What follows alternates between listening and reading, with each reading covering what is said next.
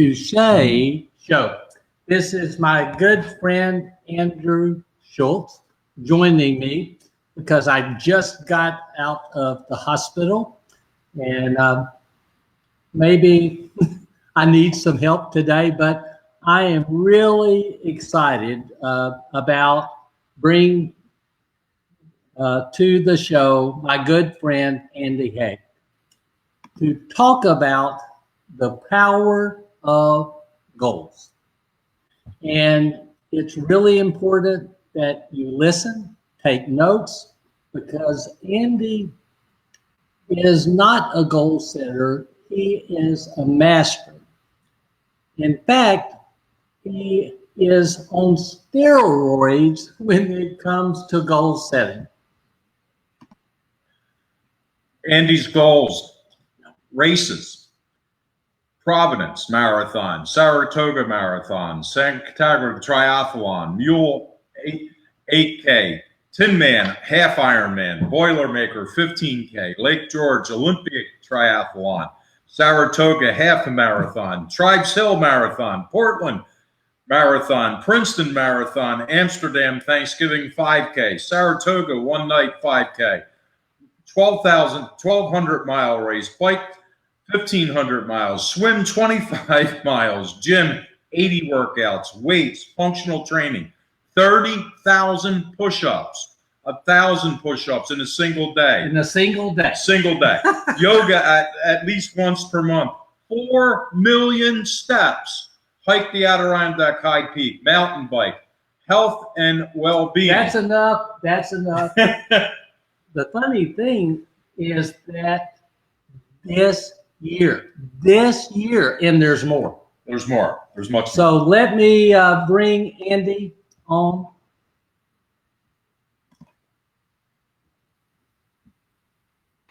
Hey, Andy, we were bragging about you. Yeah. Well, We were reading all of your goals for this year. yeah. And, when you read that, I sent it to Andrew, and he said, this must be a misprint. Well, obviously, a lot of those are going to change this year, obviously, with the environment we're in. But on to plan B, right? Yeah. Yeah. Tell me, how did you find out about my work? And how long have we known each other? Well, first of all, I just want to say I'm throwing out a little tribute to you. It all matters, right? So that's one thing that we learned, right? And having my morning coffee with Paul virtually today, right? Anyways, years and years ago, I think it was 2004, I heard about you from some of my RV friends who had been to your Wildwood retreats. And I came across and got, through your team, got some DVDs that we in-house did some training. And then it was January 2005 where I came with our first group of Alpenhaus leaders down to Wildwood for what was certainly a life-changing experience. Well, tell me about your experience at Wildwood, because that's the legacy I want to leave, because I think that was the best leadership retreat you could go to. And I say that with all humbleness, because it wasn't me. I just love to teach, and I think I got out of the way to let my students learn. Exactly. Well, I tell you, it was, who would think going to a, what was it, 3.5 days of sleep deprived, full days. I think, if I remember, I think it was 7:27 or 7:37 we started each morning. 7:37. Yep, and if you were late, you got in trouble, but none of us were late, obviously. And we would go had to run. Exactly, and that was before my running days. So, I know. But anyways, and then we'd work close to midnight and then have homework, right? So, and but I think the powerful part was, I went with my first group, and we went as a team. There were companies from all different types of walks of life from throughout the country, all with common objective, which was to get more out of life. And I think that, it was very unconventional, the leadership that you brought us through. There was crazy team exercises that we had no idea what we were doing. But I just remember now it's like always, you know, slow down to speed up. You know, that's one of those things we learned in some of those group exercises. And what's you know, and having fun. But I think, you know, you really, during that, you dug deep into the heart of everybody's soul and really opened everybody up to what they wanted out of life, what was inside them. You know, some people didn't believe in themselves, and you saw all different types of revelations of people's characters throughout those few days. And I saw it through my teams as they came back, you know, for sure. You know, and then like anything, you know, some people, it's like it totally catapulted them in life, and other people, unfortunately, you know, they didn't change. They came back on fire, maybe didn't change their environment and didn't carry on, you know. So those, you know, those are all lessons to be learned. You know what? I've said forever that I teach the same thing, but it's the student that actually goes back and exercises what they learned. And exactly, well, aren't equal, you know. Well, and for those who are watching, you know, we had this journal, right, that we prepared every day. We took our notes in. Can you turn to that? Well, I'll turn to I'll find my page here when it says let's see, 10:03 p.m. on the first night, you know, and it was what do you want to get out of this? It was one of the things you asked us, and mine was to be more effective at goal setting. Wow. Imagine that, right? So really? That's wow. So, you know, who would know during those few days, and then as we've known each other all these years, that, you know, you would that we connected on that common bond of goal setting. Yeah. So yep.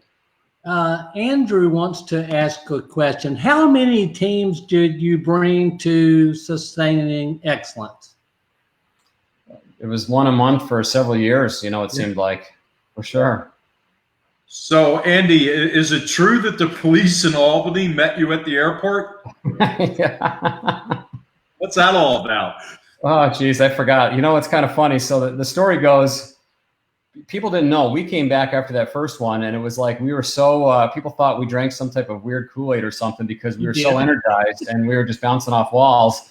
And so we all said, boy, we can't wait. When the next group came back, we can't wait to hear what they have to say. And then we had this idea, well, let's just go to the airport and meet them off the plane so that we can hear what they have to say. Well, then you keep multiplying. We're sending groups of 6, then groups of 12. Well, all of a sudden it came to the point where we were all wearing Alpenhaus jerseys, and we were having 40, 50, 60 people show up at the airport to greet the incoming team. And the Albany police said, you know, you guys got to break it up. This is too chaotic. You know, and we had a videographer and everything, videoing the arrival experience of our team's home. You know, it was like welcoming the team home, and it was those were some special moments for sure. You know, I when I came up for my last visit, I got to watch that, and it would meant a lot to me. You know, yeah, just seeing the emotions of the people, right? Just seeing the emotions on their face, you know, and the genuine care and love of all the teammates. Yeah, you could tell it.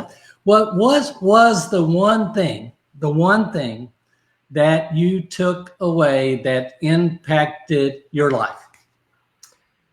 For me, it was get it out of the head and get it onto paper when it comes to goals. You know, have a plan. You know, so that's for sure. Were you like everybody else? You said, I have it right here. Yes, right no doubt. here. But there's go ahead. I said always. I think all of us do. We just don't realize it. And some of us, even before we actually execute writing it down, we have those plans. And even anybody that I know that is a goal setter but doesn't have it, I think it's the multiplier effect once you actually go through the process. It is. You know, when you write it down, you reinforce it. When you visualize it and when you say it, you reinforce it further. It becomes believable before you actually do it. Exactly. And then I think as you write it, as you do that, you decide, is this really something that's I want to do or not want to do or whatever? You know, you go through that whole process in your mind too, you know, of you get better and better at it, of what's important. So, Andy, could you explain some of your goals and plan for this year? You want me to talk about the kind of the plan first then, I guess, okay. Right?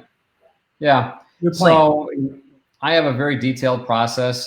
Just works for me. Everybody has to have their own process, obviously, but yeah, the calendar is important. So for me, I have to put everything on my calendar that's critical for work first. We have in-store promotions and key events at the stores, and then I have some travel obligations and some work commitments. Those go on the calendar. All my family commitments go on the calendar. And then, from there, then I figure out when I can take vacation or when I can do races, and I just start working month by month the calendar, what will fit in. So do you review what happened last year? Mm-hmm. And what you want to plan for this year? So tell me about your review process. Do you hold yourself accountable for what you tried and bring it forward? Absolutely. Yeah. I keep what you taught us, print out have your goals written down. So I have them in multiple places, but I have my printout with me. I'm always updating them, so I'm always making notes on them of where I'm at on the goals throughout the year. Wow. And every now and then, it's like I look at a completion rate. If I write it down, it's pretty much going to happen. But then, life happens. Sometimes you have to adjust and be flexible with yourself. But I look through and I decide, how did I do in the previous year? How was the integration with work and family and health? How did it all work out? And the carryover, like you point out there, I carry over all the things that are important to me. So what are the things in life I like to do all the time? So it can be family holidays at the lake. Those are critical. So I won't do anything that involves, 4th of July or Father's Day or Labor Day. Those are always at the lake with the Heck family. Those are important. And then those are carryovers. Then it's, swim, bike, run, all those things were those goals, because that's what I like to do. Skiing is my favorite thing in life. So really?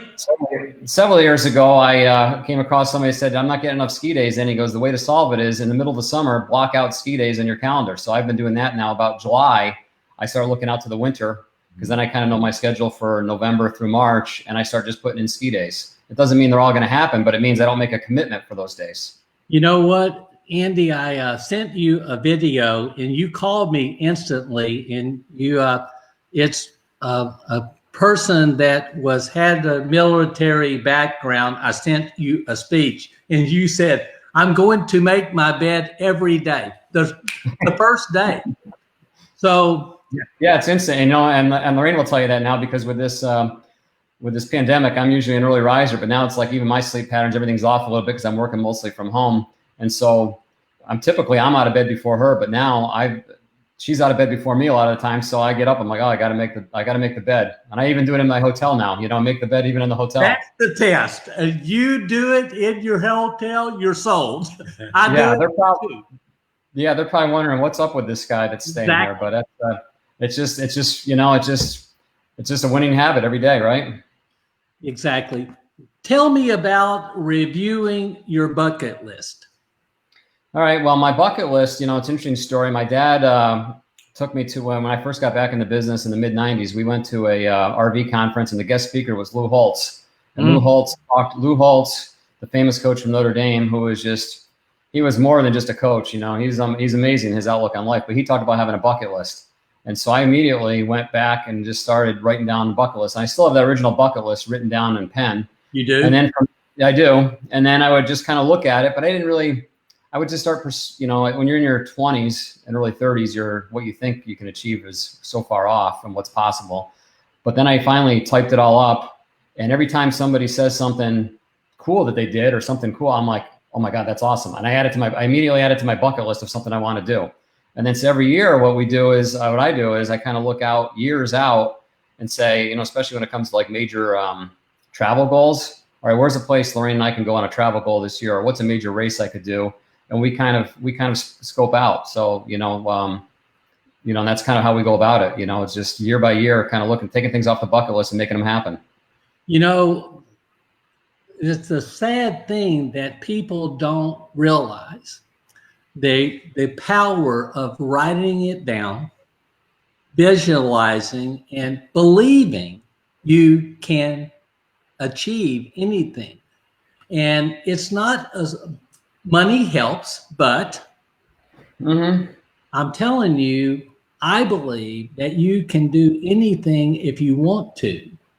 The money will come, but you have to believe it in yourself and give yourself the opportunity to do. So, Mm-hmm. Andy, what about your races? Well, back now, I think it's 2007. I got it back. I got into one of my buddies got me into racing. We started with a triathlon. I remember when he told me, "Hey, let's do a team triathlon," and he said, "You got to buy a wetsuit." And I said, "Why am I buying a wetsuit that I'm never going to use again?" And immediately, and I was part of a relay team, and I got addicted, and a whole bunch of us really got involved in just all sorts of triathlons and running races, and then conquering the Ironman distance. And so I still like to challenge myself, and it's just now every year I just kind of look at, when I say 3 major races, it's like I'm going to do 2 or 3 marathons or an Ironman or a half Ironman, and I've done some years I've done as many as 5, but now I've kind of cut back a little bit on that, part of it. So, but it's still pretty significant, but it's fun, just to have something to train for and get a purpose to get out there every day. We were talking beforehand. Tell me about completing your first Ironman.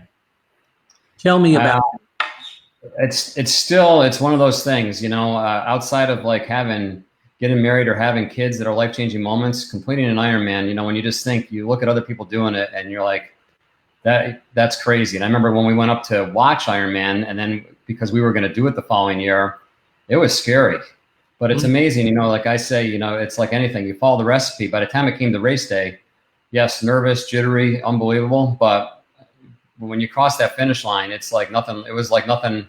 It was just amazing. What an achievement, because it wasn't just a process of that day. It was a process of a couple of years, but it just like, I never would have thought that something.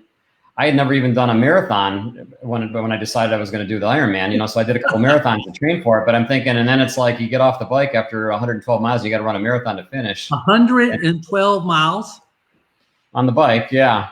How far do you swim? 2.4 miles. 2.4 miles, 112 miles on the bike, and you run a marathon. And then you run a marathon. So you're in the water. It's by 7 a.m. and you have until midnight to finish, and it's just such the camaraderie of the other athletes, the camaraderie of the families, the supporters. There's just there's nothing like it. Even when we go up to watch, when we don't compete, it just gives you so much energy. It carries over for months. Just being around is so inspiring. But you talk about visualizing. I'll give you one visualization story. So our home course is Lake Placid. Famous for the 1980 Olympics, iconic. Well, you finish on the speed skating oval where Eric Heiden got his 5 gold medals, which is pretty cool. And they still have that stuff up there. But when we went up to train, we trained on the course many times. And my buddies and I, we went over we visualized the finish by being on the Olympic oval and say, we're going to cross here. And it's one of those, things in life. So it's like when you crossed, it was surreal because yes, it was dark out that night and there's all fans, but it's almost like I'd already done it before because you just rehearsed it so many times in your mind. It's just kind of funny how that works out sometimes. Can you tell me, did you go to the retreat when I had Dick Hoyt come and speak? No, I had missed that, but I tell you, but I did see him speak later on, and you shared that story with me. And boy, you talk about inspiring. And I did think about that day, my first marathon, because I said, if Team Hoyt can do Ironman, I can get through it, and so can anybody else out here today. Dick was asked in Wildwood, why did you do it? And he said, my son. That was it. My son. It brought happiness to his life, my son. Well, there had to be something else. He said, there's nothing else. My son is enough. Yeah. And he was intense, and he didn't even know how to swim. And it's crazy. I know. It's unbelievable. And how many Ironmans has he completed? You know? I don't know, but he's done unbelievable how many Ironmans and how many marathons. I mean, I know he's retired from it, but boy, when he was doing it, and he got into it later in life, obviously, but it was unbelievable. Well, I just wanted to mention that. How about your vacation goals? Now it's with the kids. When the kids were growing up, we had some goals, which was nice with family goals every year to have a summer vacation together. And now that my kids are all in their 20s, Lorraine and I now want to kind of see the world. So this year, we were going to go on a European cruise. As somebody said, this is the year not to fly, not to go to Europe, and don't go on a cruise. I'm like, check, check, check. Well, anyways, that was canceled last week. But we just look at, I want to see the different parts of the world and do different things. And that's it's just fun to do. And we've had some great trips over the last few years. And, both. What's that? What's your favorite place that you've gone? I would say just I've had so many memories and they're all different, but I would say in the last few years, my wife, Lorraine, and I did a cruise from Venice to Rome, where you go down through Croatia, Montenegro, down to Sicily and back up to Rome. And that was it was on a small Windstar ship with only 220 passengers. You go into some small ports, and it was just so relaxing, so beautiful. And to see these small, obviously Rome's big where you finish up, but all these other little ports of entry are so, it was awesome. What an experience. I love Australia, and I've traveled all over Australia, and I just love Noosa is my favorite. You had to put that on your bucket list. Take Lorraine to Noosa. Yep, Australia was on our bucket list for last year for our 30th anniversary. But then, like we say, sometimes you have to pivot on your goals. And we had a wedding over in Europe, so then we decided to go. After the wedding in Germany, we went to Santorini, and we just said, let's go over our 35th anniversary. We'll go to Australia and New Zealand. Well, I love it. So I've heard that. Before you go, and I'll give you some really good places to go. Noosa is my favorite. Small village, but it's breathtaking. You love sports. You love concerts. So tell me, do you write that down on your goals? Sure. So, like a major bucket stuff, it's, I'm a big Siena college fan, alumni and really involved. So I have season tickets to Siena basketball. So that goes on the calendar right away, when I can, unless there's a conflict. And then being a diehard Yankee fan, try to get down down to the Yankees at least once. Yankees? Huh? I'm just picking. And so the last few years, on football, my teams are not close because I don't follow the New York teams. I'm a Cowboys fan and a Notre Dame fan. So the last couple of years, I've had some. How about those LSU Tigers? Hey, how about that? Yeah, what a best season ever. The way they finished up those last few games were that wasn't almost not even fair to the competition. Yeah. Yeah, it was unbelievable.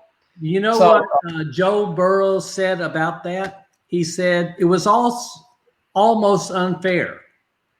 It almost was. The reporter asked him, what do you mean by that? We were so well prepared by Friday that we knew what they were doing. It was like shooting fish in a barrel. And he said, I'm not trying to be cocky. We were just well prepared. They were such in sync. It was unbelievable. They looked like it was unbelievable. It's like watching a video game. Yeah. Well, and I think, and one quick story on these goals, like we always, you say, and I tell people, you have to share your goals with other people. So I'm on a run with some business buddies in Florida at a retreat. And, what's on your goal list, this and that, we talk. And I said, well, I want to take Lorraine to a Notre Dame football game. And the guy I'm running with, one of my business friends, I had forgotten, didn't realize he was a Notre Dame graduate. And he says, well, I'm a Notre Dame graduate. I go out every year. Let's all go together. So next thing you know, just on a run, Sharon talking about goals, we put that together. And, 3 couples, we all went out to a Notre Dame game last year as couples. And it was great, all from putting it together from a morning run. Wow. I did a speech years ago, and I was speaking in Atlanta, to a really large company, and I made the comment, do you have your goals with you? And 3 people raised their hand. 3. I took my goals out of my pocket and I read them. And I was playing golf at the time, and I said, the one place I have a dream of playing, it's written right there, play Augusta in my lifetime. The event ended. A guy walked up to me and said, how you doing? My name's Bill Copenhaver. I'm a member of Augusta.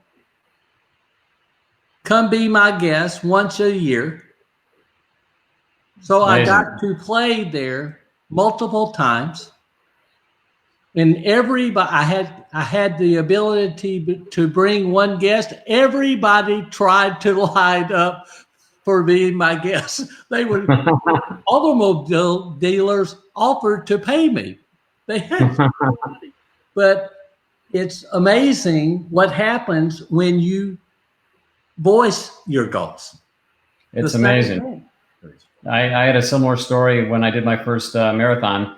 I had a guy in my office, and he saw I had put up a picture of my first triathlon. And he said, do you do marathons or races? I said, not yet. I said, but one day I'm going to do the New York City Marathon. He says, you're going to do it this year. I said, this year? I said, no, I didn't sign up, this year. And he goes, no, I'm on the board of directors of the New York City Marathon, and you're going to do it this year. Wow. I was like, holy cow, it's like I was like, how is this possible? And it's funny how it works out like that, right? Exactly.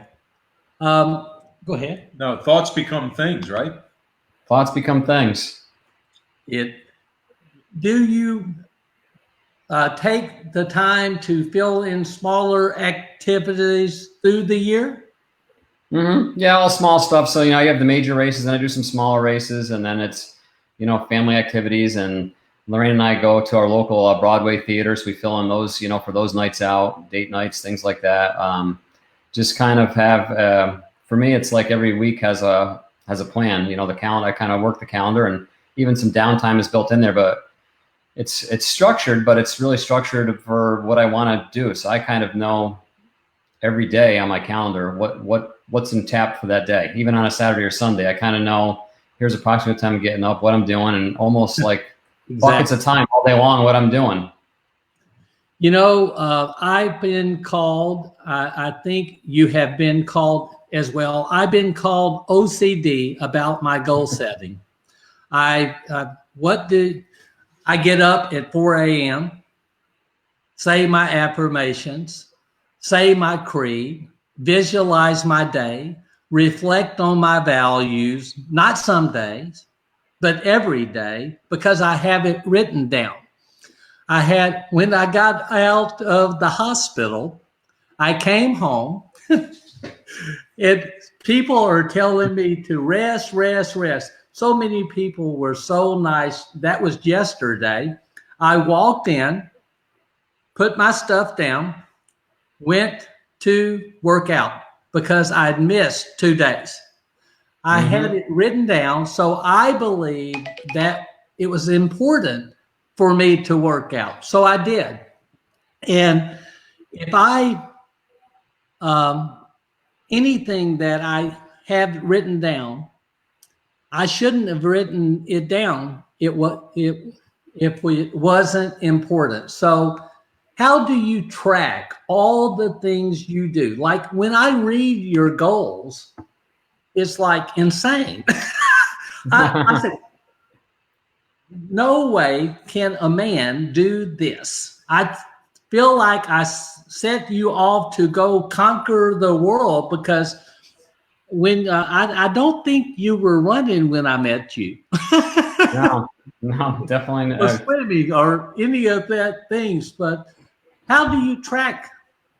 No, I think back then it was some of my downtime was spent Sunday afternoon on the couch watching football, like a lot of people. And now it's, that's, I think you said, could be a participant in life, not a spectator, Exactly. And I think that kind of spoke to me, So, but anyways, I look at it, I have my goals, but it's almost like an annual plan. It's all the things that just, if you look, there's so many, there's 168 hours in a week. There's, 52 weeks in a year. It's like, how are you going to use those time? How are you going to use that time? And so I just write everything kind of down, all the different buckets of my life. And so I have it typed up in a Word document, but then I have, with all the exercise and everything, the Garmin watch tracks everything, which is great. So it's automatic. Once I saw that, I was like, all right, I gotta, I upgraded to the one that just syncs automatically, so I can track my runs, my sleep. Even, I wanted to get 8 hours of sleep, so I can track how much sleep I'm getting, my steps, all that kind of stuff. And then 4 million steps? Are you crazy?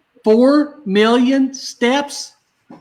It's not that bad, when you look at it. It's just a little over 10,000 a day, so maybe 12 or 13,000, but it adds up. When you go on some long runs, if you get an early run and you run 10, 12 miles, you come home and you already got 20,000 steps in to start your day. It's not too bad.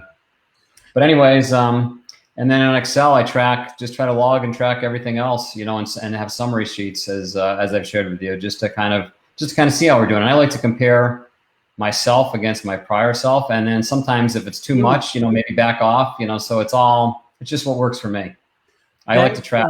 Amazing, because I found out by being in the hospital, maybe I need to go back and do one thing that I started doing when I lost my ability to speak.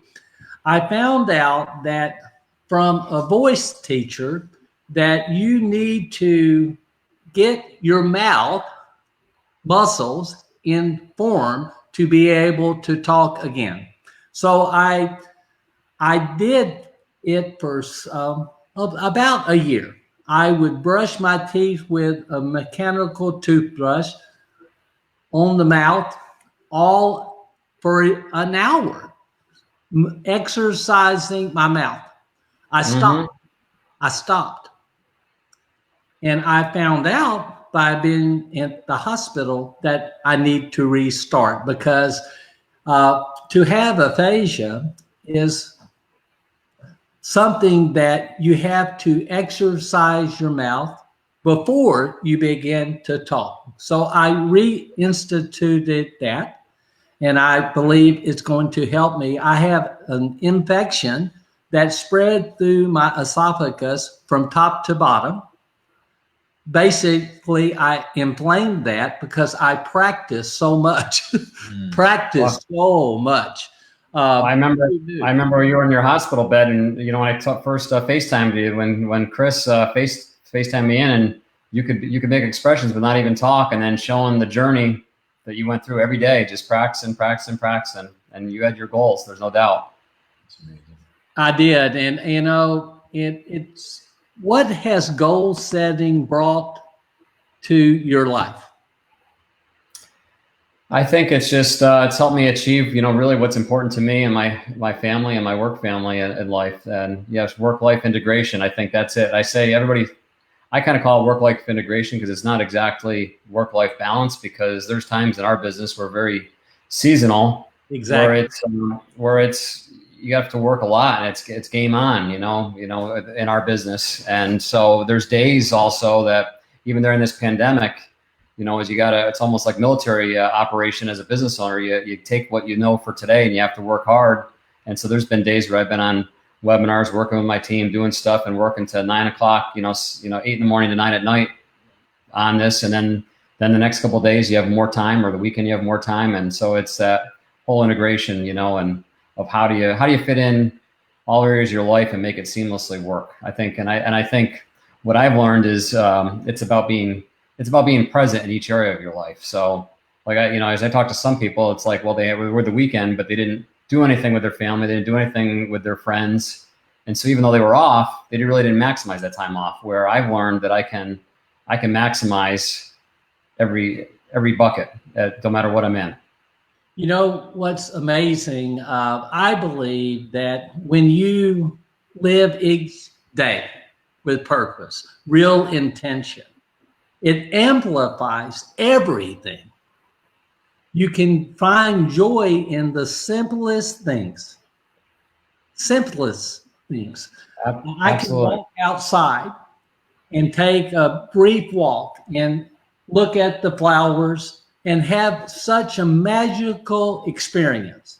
Come back in, go to work on my words, and have a magical experience as well. I can talk to you, have a magical experience. When you manage minutes and moments, your life becomes magical. I believe that. I believe that. You know, and it's another interesting story when you say about living each day with purpose. Is another one of my friends that's built like us, Jack Daly, another one of my mentors. He said he does he does a photo book every 5 years for milestone years. And he told me, he says, do a photo. You know, when you're this was right before I was turning 50, because you're going to turn 50. He goes, it's a cool year to try to take a picture a day of your life. He goes, when you wake up in the morning, you're going to think, what's that picture for the day? So I look back and I made a photo book when I turned 50. And it was amazing when you look like, in any given day, it doesn't seem like you're doing much, but when you look back on your whole year, it's like, wow, it's amazing. That's amazing. I'm going to steal that idea. What has it done for your business? I think it's really helped me work with my management team on really what's important and coming up with measurable goals. You know, we do an annual retreat every year with our managers, and we come up with goals for the company and for the business. And it's just it's made us better. We measure everything, you know, obviously.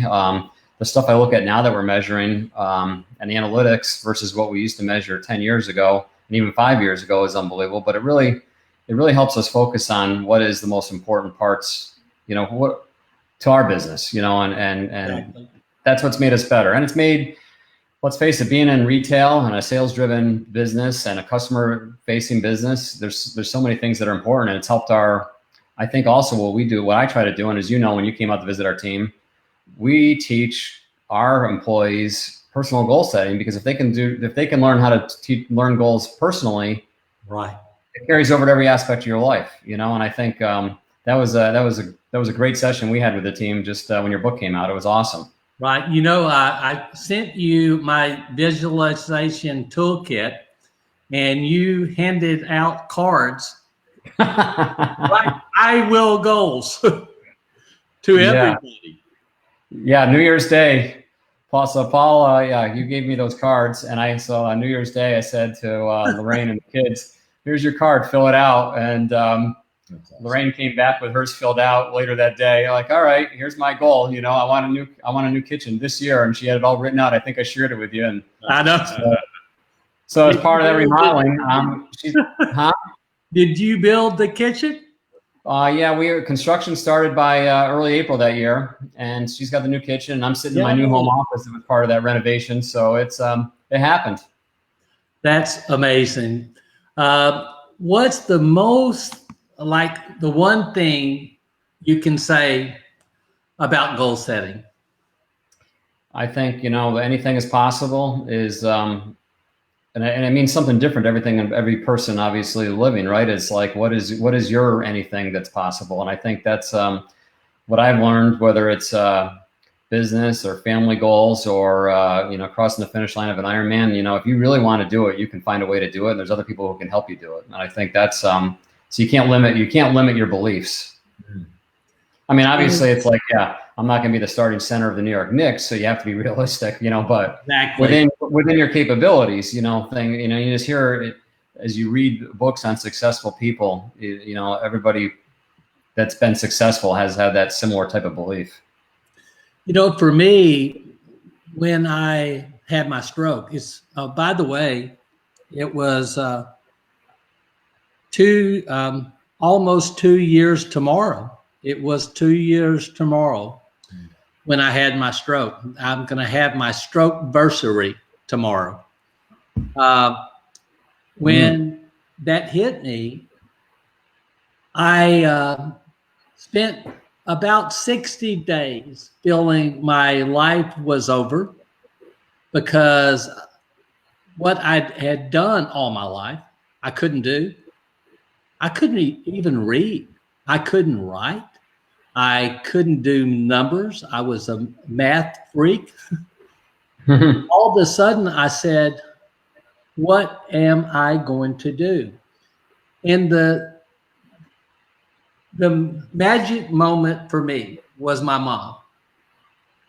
She called me up and I answered, and she said, finally, I've got you where you have to listen. I couldn't talk.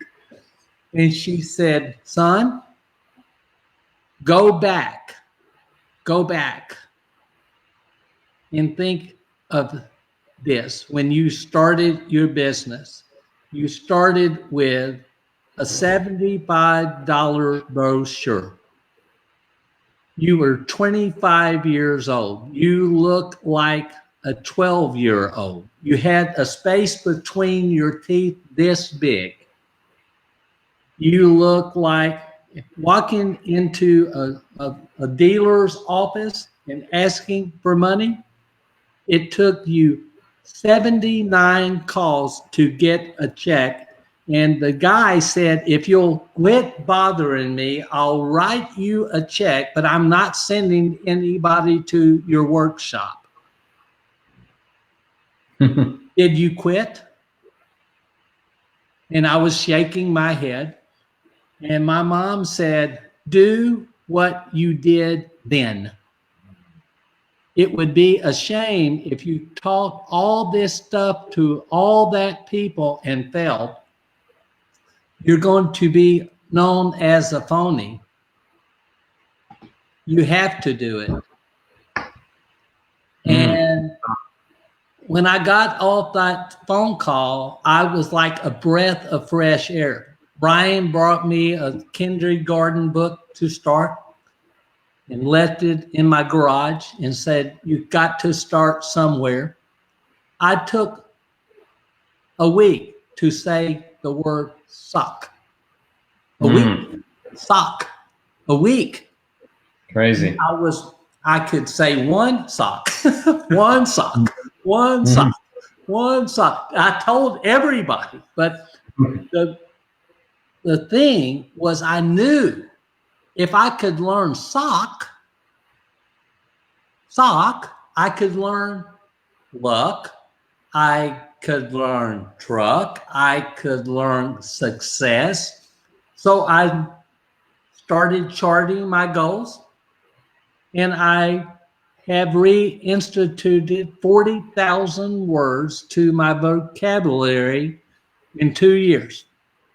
Amazing. I wasn't supposed to be able to talk. So when I tell you anything is possible, my communication system is blown out.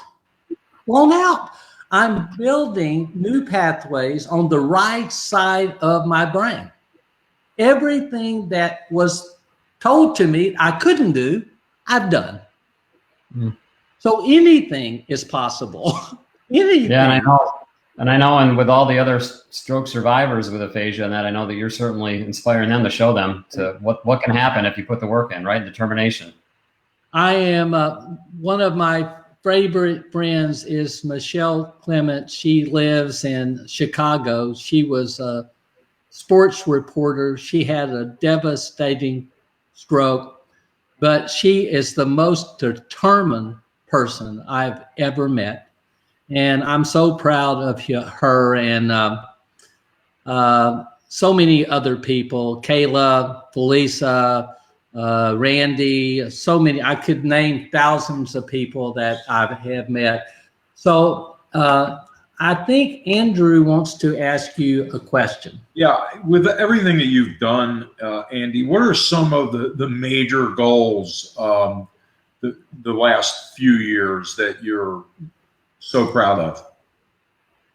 Well, a couple that come to mind, you know, just recently that we came off right before the pandemic hit was my son and I and my brother and a couple other guys, one of my long-term managers, and we went to Alaska, did some helicopter skiing. And as a diehard skier, that was on my bucket list my whole life. You know, I said, someday I'm going to do some helicopter skiing. And that was to be up there in those pristine mountains you know, it was unbelievable to be doing that. I can't stand up on skis. Tell me about the helicopter skiing. Well, it's just a little extreme. Well, it's just like you kind of see in all those movies. You know, they bring it to virgin snow up on. You know, they kind of figure out where it's safe and they drop you off, and it's kind of it's exhilarating and kind of your adrenaline is up when all of a sudden it's kind of scary that first time the helicopter flies off and here you are in the middle of nowhere and you got to ski down this stuff. It was we had a few spots that every day that some of the terrain was definitely challenging, but overall we conquered it. It was unbelievable. It was even beyond my expectations how awesome it was. That's amazing, Andy, because you just don't sign up for helicopter skiing. That's no, you know, when we went through the training and the avalanche training and everything like that, we were all of our hearts were racing. We're like, what did we get ourselves into? You know, wow.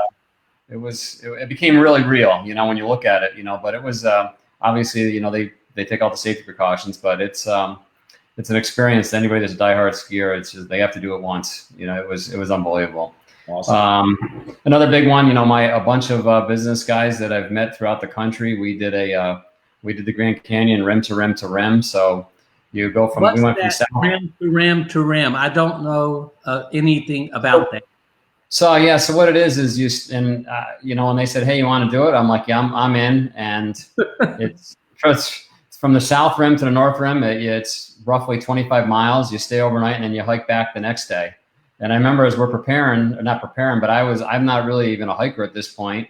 And Lorraine says, do you really know what you're getting yourself into? I've read up on some of this. It's not that easy. And, I'm just thinking it's just a long walk. Insurance. And I tell you, it's another one of those things that anybody should really think about doing. The Grand Canyon with its beauty and doing it with a bunch of buddies. It was another one. Building to a new extreme. Yeah, and the elevation, you don't realize the elevation change. You know, it's like when you have to hike all the way down and hike all the way back up. It's coming each day, coming back out of the rim up to the top. It's unbelievable. But it's you go through so many different type forms of nature as you're hiking through. It's unbelievable. And you're out there by yourself. You know, there's other people hiking, but you know, there's no cell phones, no nothing. I mean, it's just so peaceful and it's amazing. And what a challenge. I mean, it took us, huh? Go ahead. I said it took us roughly 12 hours each day. So it's full days, you know, it's just totally awesome. Totally awesome. Much like being in Wildwood when we assigned team building to you. Yeah. Well, and exactly. Right. And what made it more interesting for me was I had just a month before I had fallen on a hike and dislocated and fractured my shoulder. So I was all bandaged kind of in a sling, not a sling, but I had a bandage on to protect myself. And so I'm hiking, trying to be careful. And I couldn't reach back to get my water bottle. So you talk about teamwork. I had to have guys help me with one side, hand me my water bottles as we were hiking. That's amazing. Andy, can I, off topic, you know, when you listen to you talk, people may believe that, oh, no way I could do this. So for a person that hasn't started yet, they haven't written their goals down, what would you suggest?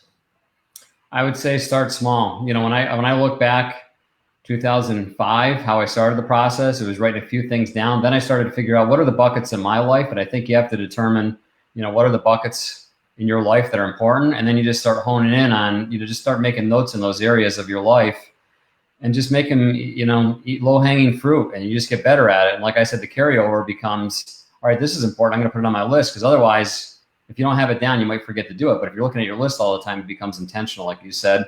And so I think if it's, you know, people aren't going to do endurance races, you know, 99% of people will never want to do it. And I say that's fine, but you might want to go for a walk every day with your spouse or, you know, or the significant other, your kids. You know, you want to plant a garden and work in your garden. You know, what are those things that are important to you? You know, and I think that's what's important is your goals you can't copy somebody else's goals unless you think, wow, that person's doing it. That makes sense to me. It's got to be what's important to you. And start small and then keep adding to it. You know, did you set up any kind of rewards for you? Like, pat yourself on the back? Well, it's like sometimes it's vacation goals after a major race. Maybe after Ironman, we'd always go on like a summer vacation, but now it's like even some of our we call them runcations. Right. Where we go on a marathon and make a mini vacation out of it. We did that with some buddies. National. Yeah, a couple years ago, it was great. My Lorraine, and one of my daughters, Danielle, did the half, Yep. and Nicole, and I and my sister Katie did the full. Wow. Marathon. And we made a whole weekend out of doing a race and then exploring Nashville. And it was talk about the highs after you've done something like that. It's and to do it with other people. Like I always say, if you do something by yourself, it's great internally to know what you can achieve, but when you do it with other people, it becomes that much more special. It does. So we're going to play a little game that I play with everybody. It's called 5 Questions. So you ready? Is there a right or wrong answer? Nope, right or wrong answer at all. Anything will do. All righty. Do you think about when you say habits? Habits, I think, are just those daily routine that becomes routine. What are the things you do every single day? As simple as brushing your teeth or flossing your teeth, right? Those are habits. How much, are you going to exercise every day? That's a habit. Are you going to read every day? It's a habit. Are you going to pray every day? Those are things that become habits. And I what I think about habits is habits are really the key, because if you get into the form of the habits, small daily habits add up to life-changing goals. Like you said, like with your practice and with your speech every day. If you just do a little bit every day, it's amazing, versus just starting to sit down like on a 1 day a week and do it, binging. Little habits go a long way. You know what? I built the 9-square grid. You're familiar with that. So I'm going along and it hit me. I had an epiphany. How's that for a big word? Epiphany is easier to say than to in the aphasia world. But anyway, I said, I can build a 9-square grid. So I said, I want to. I just practiced. I-W-T. I want to. I want to. To want I. To want I. I added, I want to go. I want to go. I want to go. Building phrase.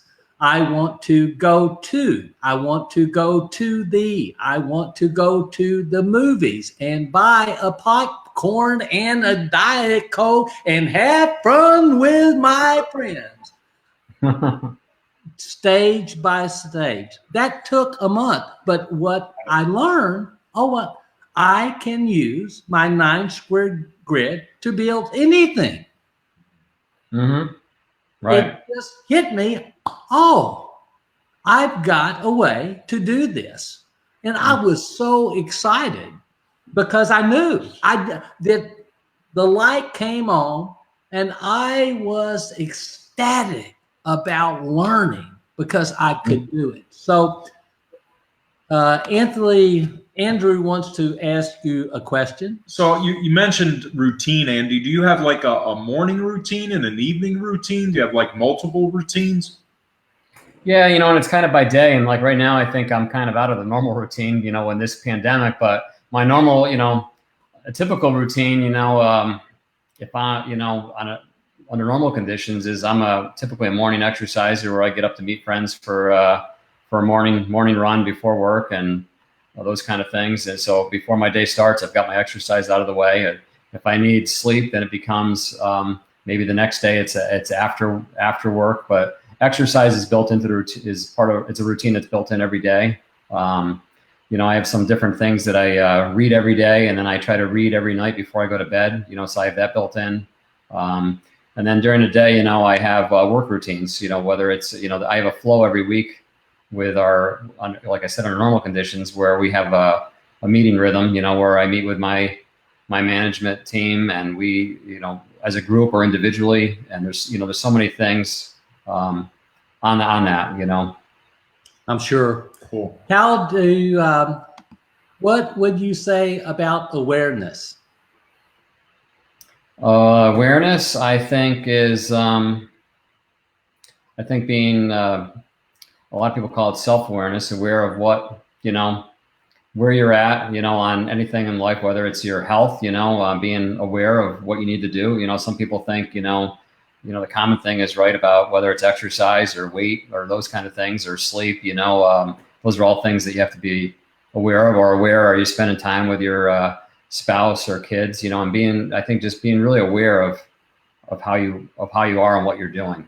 Yeah, my granddad said, you know, before anybody else does. Yeah. You know, and you turn a blind eye to what you know.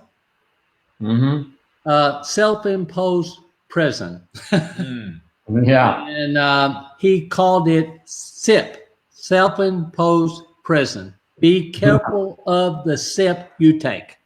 That's true. So, yeah. Incoming learning, you know. Right. Andy, when you hear the word belief, how does that resonate with you? What does that mean to you? Well, for me, it's kind of like I have this inner belief, you know, if I decide on something, it's almost like the foregone conclusion, it's going to happen. You know, it's not even, for me, it's 99% accurate. I don't know what it is or how that happens, but it's just one of those things. And I think, you know, so those beliefs when it comes to goals are important. And I think, and especially even no matter what business you're in, you got to have those beliefs of what you know, and sometimes that's why you also need good people around you to challenge sometimes your beliefs, because you can also, the danger is you could limit your beliefs, right? You know, and whether it's personal or in business. I love that. You know, Andy, I know you a lot about you, and you're, I would say, a very humble person, but you do a lot for other people. What's your take on contribution in your community? I know you do a lot. Well, I think, you know, it's something that, you know, both, you know, the way I was raised and with my parents and the way my father running our business about, you know, he's always taught us just about how good the community's been to us, and how both from the community in general, you know, and that we have to give back to the community and give to the community. So we look at it that, and it becomes more widespread than just the, you know, customers. It's every organization in our community. So we, as a local business and being around since 1964, we try everything that we can, and I try personally to really be involved to help our community get better, because everybody points right that it's somebody else's job, but if everybody points to somebody else, we all have to do our part to help our community. You know, I think that's the key thing. So I've over the years given a lot of my time by being on boards. So it's not just even about writing checks. It's about it's really about being involved in all different ways, you know, and I think that's the key, you know, whether it was with my kids, you know, when they were in school on the local Catholic school board, to the church, to the hospital. There's so many organizations that are near and dear to my heart.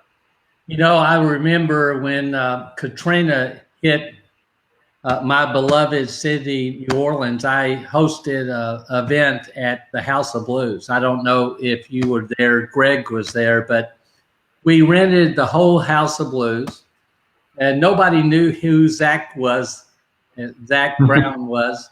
I bought him there, Grace Potter there, and we had many artists. We hosted an all-night celebration, and we raised so much money for Katrina and gave it away to families. We hand-selected, raised a bunch of money, but it was the fulfillment of doing something that I knew was important. We never talk about it much, but I love to get involved and do it quietly. You know, my dad and mom instilled in me, do two nice things for somebody and don't get caught. Right. That's the beautiful part, right? Then you're doing it for the right reasons. And that's what we try to do. Sometimes they want to get press, because, stuff like that as far as our business and that being retail. And I said, you know what, I go, no, we're not, I just, it's behind the scenes, let's just take care of it. It's a need, and sometimes sometimes the charity needs the press. So, then we're okay, whether it's a photo op or something like that. But, a lot of times we just want to do things under the radar. And even during this pandemic, we've offered.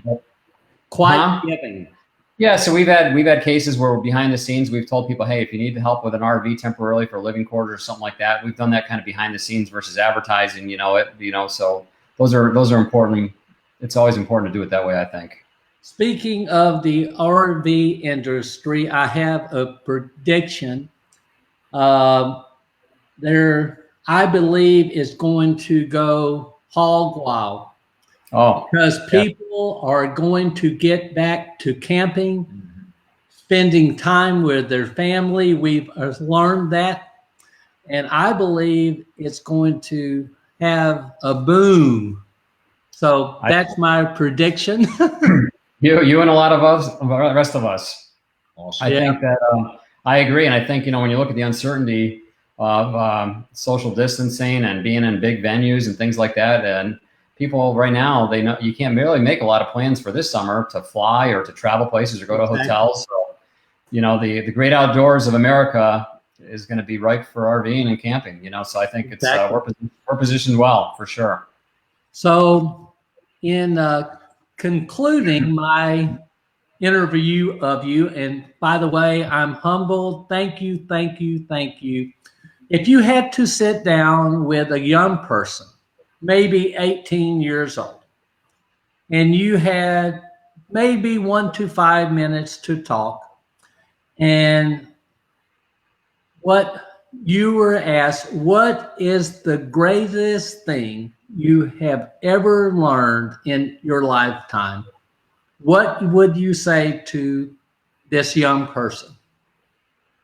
There's so many different ways I could answer that. I think top of mind, I would say it's find mentors who are successful, and I think and it can be in person, it can be in books, and I think that's what I've learned is surrounding myself with better people. Obviously growing up with somebody like my dad who pushed us to be the best. And then outside of that, from then on, it's like I've always gravitated towards people like you and others who are successful people. What can I learn from those people? And I think so. I always, no matter where I am, I'm always trying to learn something from somebody. And I think that's what I've learned is how you get better at all aspects of your life. How many books do you have on your reading list this year? I try to read about 30 books a year, maybe more, depending on the year. I'm going to hold you accountable. It says 35, I think. Oh, did it? Yeah. So let me see. 35. 35. All right, I'll read 35 at least. I would like, and I know there's some people that can read a book a week and get up to that. I need to be that disciplined, to get to that point. But I think you're pretty disciplined, Andy. I would say that too. A discipline is the master key to all riches in life. Yes, that is true. That is true. Well, say hi to your family. Until next Monday, I feel really blessed to have you on the show, and I need to get up there and see you, and you need to come to my small retreat that I'm going to announce. So someday we'll get that done. And I was just going to say one thing. They can all find these secrets to goal setting in your best-selling book. I've given out now hundreds of these, right, to friends. We gave a lot to the high school when you were up. That was one of the contributions to our community. But since then, I have stacks of them that when somebody wants to know about goal setting, we talk. And then I said, and by the way, here's a copy of my friend and mentor Paul Cummings' book. I think we can do something today. The first 10 people that write in the comments that we can't see, the first 10 people that write, I want a copy of It All Matters, I will contact you and fill out what questionnaire? No, contact you and autograph the book and There you go. to you. So that's my way of honoring everything we did. Be blessed, and let the speech be with you, because I learned how to talk again. And it's been a good thing. I've learned so much. But Andy, you stuck by me.